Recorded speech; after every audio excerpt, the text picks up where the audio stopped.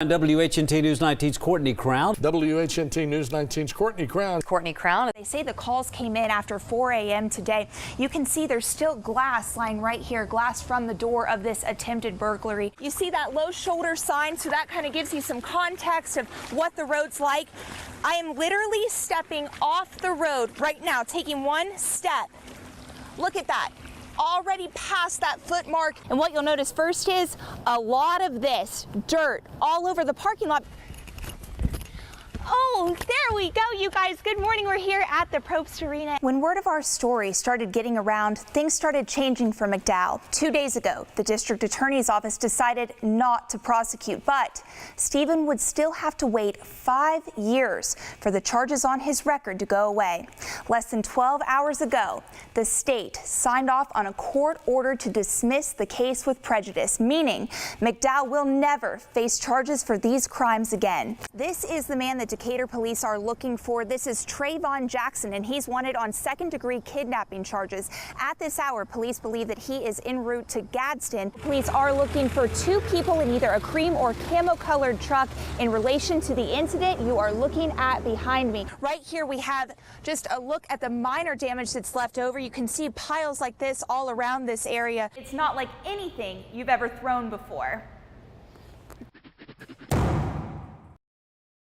Courtney Crown started taking action and working on this case more than 3 months ago. And Courtney, what did you find? Well, Clarissa and Greg, Army reservist Stephen McDowell was arrested because police think he looks like the man in a burglary surveillance video.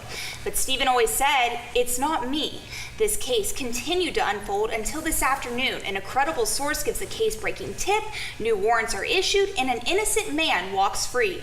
Now, before we get into those details, we want to show you the story just as we intended to air it, so you can get a sense of the stakes involved. This man burglarized both Huntsville Utilities and a pawn shop on Blue Spring Road on May 1st, 2016. This is a picture of the man Huntsville police arrested, Stephen McDowell, and this is the perpetrator. The district attorney's office says both pictures show McDowell, but Stephen and his family point out the differences they think are obvious. I looked at the picture, I handed it right back to him because it's like, how do you not know your own kid? Like, why do you need to study a photograph to see is this really my kid, you know? No, it's not him. For example, they say Stephen's skin is lighter, his eyes closer together, his lips lighter colored and different sizes. They also point out this chickenpox scar on the left side of his face and his nose. Stephen's mother, Tam Jackson, says the noses aren't the same sizes nor structure. I just want people to see that this isn't my baby. Stephen's former landlord, with whom he has a rough relationship, pointed him out after the surveillance picture aired on the news. The police reports show there were fingerprints found, but analysis of them was not concluded in the evidence against Stephen. The video shows the subject, but they never checked his height. Investigators went to Stephen's mother, who said it wasn't her son. Then the police caught up with Stephen outside of Huntsville Hospital. His 2-year-old nephew was inside, on life support, dying. Police told him to show up for questioning. A lawyer told him not to. Officers issued a warrant for his arrest. Now, his mother is talking to WHNT News 19 to get her son's story out and argue his innocence. There is really no evidence linking Stephen to anything. There's no evidence. Like, there's no fingerprints, there's no motive. The surveillance video is the only significant piece of evidence the prosecutor's office turned over to the defense in discovery. Jackson says the crime doesn't match his character. I couldn't put the two together, like my son doing a burglary. I couldn't, because that's not in his nature. He's not like that. McDowell says he has no criminal history. A check of Alabama court records shows that as well. He serves in the U.S. Army Reserves, did a tour in Afghanistan, has a wife and a job. McDowell and his family haven't pinpointed where Stephen was during the time of the crimes, but they argue innocent people don't track their every move. We're not criminals. We don't live our lives trying to figure out, hey, can you make sure you tell so-and-so I was over here at so-and-so a time? We just live. When word of our story started getting around, things started changing for McDowell. 2 days ago, the district attorney's office decided not to prosecute, but Stephen would still have to wait 5 years for the charges on his record to go away. Less than 12 hours ago, the state signed off on a court order to dismiss the case with prejudice, meaning McDowell will never face charges for these crimes again. For him and his family, today is the day they've dreamed of for months.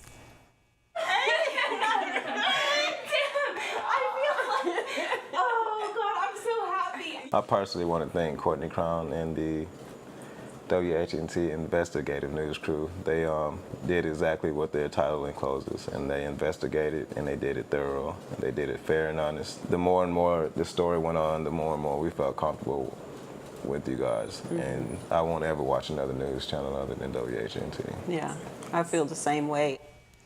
And we aren't finished taking action yet. We're going to follow this case until McDowell's charges are wiped from his record. All right, Courtney, now the dismissal of this case isn't the only big news we want to share tonight. No, a man charged with 2 counts of burglary in connection to crimes committed on May 1st, 2016 is sitting in the Madison County Jail tonight. Huntsville police arrested Derek Hines last night. They now believe he is the person responsible. So, Courtney, can we see a side-by-side look at McDowell, Hines, and the surveillance photo? Absolutely. Take a look. Here's Private First Class Stephen McDowell and the surveillance video that they used to accuse him. And here is the man Huntsville police have now arrested, Derek Hines. You can see him compared to a few of the shots from that surveillance video. Court filings now say he's been linked to the crime by a credible witness.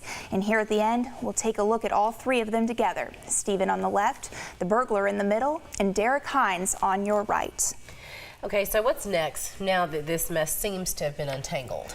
Well, the court's decisions also means Stephen can apply for expungement 90 days from today. However, I spoke with Assistant District Attorney Jeff McCluskey just this afternoon.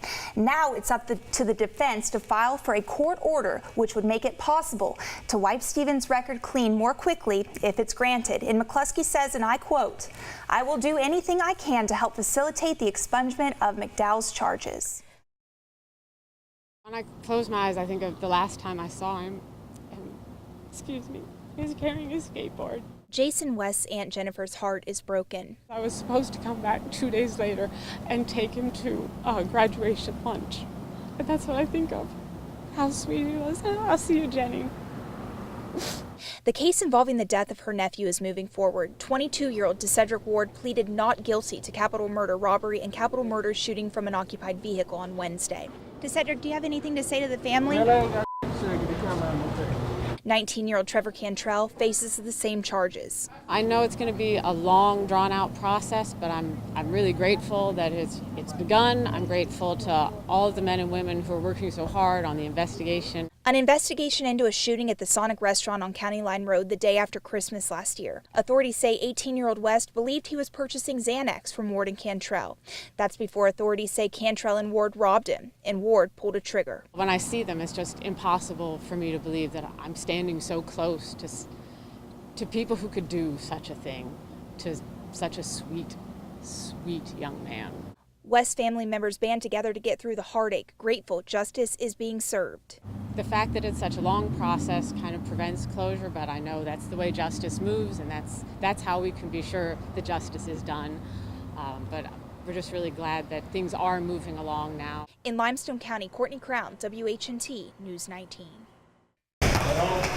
These guys are therapy to me. Post-traumatic stress disorder no longer has a hold on Cody Majors. And the stresses of the outside world, when we walk in this room, just go away. Majors proudly served our country in the United States Army for 8 years and 9 months. I was in the Anbar province by Abu Ghraib prison the first time, and then outside Baghdad and Sadr City the second time. I can be myself in here, and I can teach these guys. Majors wrestled at Lee High School before graduating in 2004. These days, he coaches the newest members of the Mae Jemison High School wrestling team. Coaching is really what I wanted to do ever since I was in high school. Over and under.